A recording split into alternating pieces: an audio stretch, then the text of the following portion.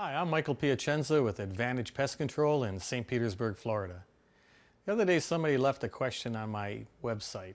How do you kill fleas in clothes? So that was all the details they gave me.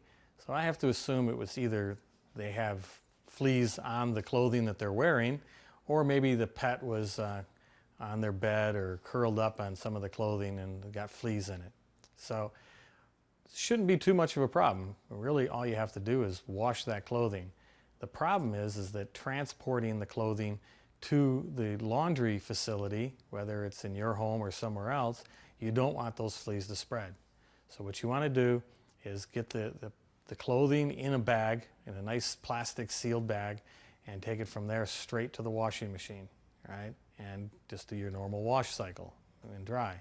Now, this is clothing that can't be washed, but it can be dried. You can put the clothing in the dryer and run it on a hot cycle for about a half an hour, and that'll kill the fleas as well. All right. So you want to make sure that when you're washing it, using a detergent that has a soapy base to it. That's one way of killing them. They're probably going to drown